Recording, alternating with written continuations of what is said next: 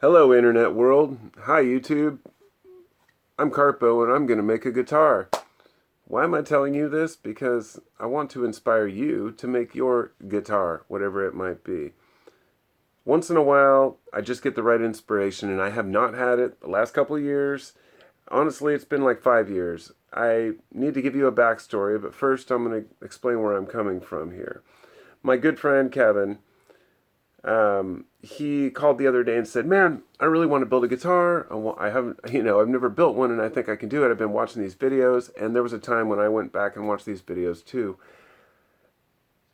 Like about a year or two ago, I was really into them, watching guitars being built by these luthiers, and I'm like, I can't do that. I mean, I could do that, but I love music. I love playing music. I love everything about it. I have always listened to a lot of different styles of music, and I play guitar and drums when I can, and bass, and played in a band with my brother for a while, and love music, but never took it too seriously because I was always of the idea that, well, you're not going to be a rock star. It's kind of a pointless career. I just was realistic. I love music enough to play music for a living, but I know that it's hard work. You've got to tour, and it's just gotten more difficult over the years. But that's changing, but I'll get to that. On the other side of this, as somebody who loved building things with my hand, doing things with my hands as a carpenter, I took on the skills of a woodworker, and I became a carpenter, and for at least a decade, actually longer on and off, but I wasn't working the whole time as a carpenter. But I gradually learned the skills till I was basically turned loose on a house on a Lake Oswego, right on the lake, where they said, "Hey, you can build this spiral staircase with these maple trim." I mean, I learned so much about how wood pieces go together, how to make things work, keep them from swelling, cracking, using these different tools that, I started working for myself, and I started doing finished carpentry, and I loved it for a while. Then one day my back just gave out. I had sciatica so bad I couldn't do carpentry anymore. I left it. I got frustrated. For a while I rambled and did nothing. Then I decided, well, okay, I'll start selling herbs. That worked for a while. I have an herb business still. But there's part of me that wants to create, wants to build things. And so I'm slapping myself at the fact that I've wanted to build guitars. But until my friend said, "Hey man, let's build a guitar," it just didn't really hit home. I couldn't force myself to do it because I couldn't take myself seriously. And that sounds kind of ridiculous when I say it out loud, because I always try to take myself seriously and say, I can do this, I can do this. But the truth is, it's a very difficult process to build a guitar. Especially for somebody if they've never made one before. For example, this is what I'm going to duplicate, at least to start. This is a simple Squier Strat. It's a Fender, it's well known. I've been kind of messing with the idea of the headstock, kind of drawing my own, using it as a basis, but kind of make my own cutouts and stuff. I'm still not sure what kind of nuts to use. That's the thing. This is the point of this video. It's not about the guitars, it's about the fact that there is a constant changing of new ideas and sharing of ideas. There's always something new to learn. But when it comes to the basics of woodworking, you gotta do it. You gotta get your hands dirty to actually get something done. But here's the part that scared me, not the body. I tried to make a guitar years ago. In fact, I made this acoustic guitar, which I'm still working on. It's horrible. It still needs to be glued. It's made out of plywood, 1/4-inch maple ply, but the edges are coming out and need to be repaired. I did have bracing and everything in there, and I had a neck made for it that kind of broke. So I was like, my buddy's like, "Hey, you could just finish it, man. You could still do it." And I looked at it, and I'm like, "You're right, I could actually. I could make that work." But I didn't know how, and I still don't know how. You have to have a truss rod inside there in the neck to make it work, but it's like just a simple piece of metal. You just turn it, it tightens. Watching people do it looks simple, but I know it's difficult, but I know it will be simple once I do it. And everybody knows that that's how everything goes. This is a bass blank that I made. I'm a bassist first, I guess, and foremost, and I wanted to make a badass bass blank out of some old, this is some really high quality, well, if I'm not mistaken, it's walnut and mahogany. And I have it butcher blocked, which is basically a bunch of strips put together. And, there's so many different ways to make a guitar. You don't have to use one solid piece of wood. In fact, you're probably better off not, because engineered wood holds up better. So right now, what I went down and bought with my buddy was this, like a big piece of koa. And this is going to be my, like, 2 different guitar necks. And then on top of that, this will be ripped down to a 1/4 inch fretboard, which will go over it. Either this or the rosewood that he has. Because he bought a piece of rosewood, and I bought these, plus a big piece of maple. And, it's not like I'm a stranger to woodworking, and I'm like, why haven't I done this sooner? And that's why I'm like, I was even talking to my brother a few months ago about how I wanted to build amplifiers and do my own dovetailed and rabbeted joints and make these nice, amplifiers. But I never followed through with it. I just didn't do it. Wood, first of all, is expensive. Lumber has gone up a lot, and going down and buying just a board like that maple one was like $40. This one right here, this is like $15, I think, or $16 just for this little board. So it's like you got to make sure that you know what you want and you're gonna use it.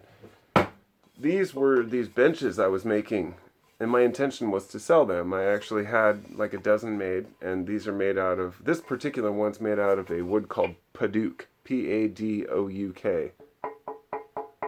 It's very light, but look at the way that, let me see if I can get it to, there you go. See the way the light plays on that thing? Fucking beautiful wood. I love this stuff. And I have a matching, what they call a puja table, where it's a short table where you put all your stuff on there. And it dropped off a big shelf and broke, but it broke actually the wood itself, not the glue joints, because the glue was so strong. And that's the thing, and that's what I'm always scared of, is putting a bunch of pieces of a guitar together. Is it going to come apart? Is it going to break? And that's the thing, putting in a fretboard is one of the most difficult parts of it, because it has to be rounded perfectly. You have to use a fret saw to slice each one of these grooves, and then put fret wire in there, clip it off with kind of a metal clippers, and then tap each one in if you don't have a fret press, which we don't. My buddy ordered the fret saw, I think, and a template, which allows you to put them in. But here's the thing. All you have to remember is that here is the 12th fret, right? Right up here where the 2 dots are, and everybody who plays guitar learns that that's where the harmonics, the strongest harmonics are. There's one at the 5th, and the 7th, and the 12th, but here's the thing, between here, this is the nut, and this is the 12th fret, is the exact same distance as the 12th fret to the bridge. And beyond that, all you have to know is the router size and template for putting in your pickups. I don't know. I guess I'm going to learn as I go, and I'm going to try to figure it out, and I'm going to hope for the best. And I guess I'm not here asking for any props or anything. I'm just telling the internet because it's something I'm inspired to do. And I feel like there's a channel, a guy who's another artist, and he has really inspired me over the last couple of years, because he always has something positive to say about how to set your rules and figure it out. And his name is Struthless, Struths, Truthless, basically. He's from, I think, Australia. I'm pretty sure he's from Australia. He's really funny, and he's got a great channel, and he has some, great discussions about life and being inspired to be an artist and to try to have faith in yourself and whatnot. But the one thing I commented today, and something I wanted to point out to everyone else here too, being inspired to start a new project sometimes is not enough. Even having others tell you to try something sometimes isn't enough. Sometimes you need just the right person at just the right moment to say the right thing.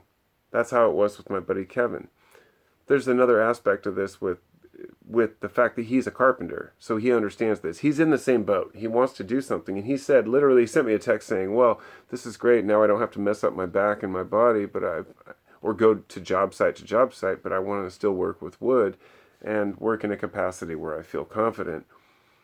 And I have all the tools to do most of the stuff. Why didn't I do this sooner? But it doesn't matter. We're doing it now. And I haven't been this determined or driven in a long time. So hopefully down the line I'll be putting up guitars for sale. I think that would be so awesome. Just to even accomplish that, to be a luthier in any shape or form. I mean, I've already made the blanks for the bodies, right? Here we go. Let's just slap this shit together and play it. But seriously, it's a matter of just connecting these things. And look, at one time in my carpentry career, I worked for a designer, and he gave me a wing back chair, which is a curved chair with the nice legs and arms. And he basically said, cut all the fabric off, take it apart, and rebuild it, duplicate it. Now, I probably could have found plans for it online or in some book, but he was insistent. He wanted to copy this chair. It took me about a week of taking it apart, a piece each day, manufacturing it from scratch, making my own piece to make it look like the other one without having any plans or way to do it. And it worked. And he sold them. And then we made couches. And I'm, for me to not think I could make a guitar, I think maybe it's just my fear of the unknown. Fear of, well, what kind of hardware to use. And, I don't want to mess something up. But I know how to do finishes. I know how to do all those different things. So if you have a skill, if you have something that you're passionate about and you get inspired, and it's hard for you to be motivated to do it, sometimes maybe just finding somebody else who shares that same skill or passion, whatever it might be. It just comes at the strangest times, and I'm hoping I can do something good with it. And I really, I want to do this. I want to buy they have some amazing wood down at Crosscuts in Portland. I want to buy some specialty woods. There's some, I won't go into the details, some awesome African rosewood and some ebony and these crazy dark woods and purple heart. What I'd like to do is make a matching guitar that has, a guitar basically almost a butcher block style with different colors of wood, and then use that same pattern to make an amplifier case. So basically it's a matching guitar and speaker box. Not amplifier necessarily, but I just want to use a cabinet for one 12-inch speaker. Most guitarists appreciate that. You can use your own head with it, let's say. But, beyond, it's hard because you have to invest. You have to start somewhere. You have to put money into it and say, I hope this sells. You know what I mean? Or get, people who are willing to pre-order something they've never seen. So, at any rate, I'll let you know how it works out. Thanks for listening to my ramble, and I'll talk to you next time. Peace.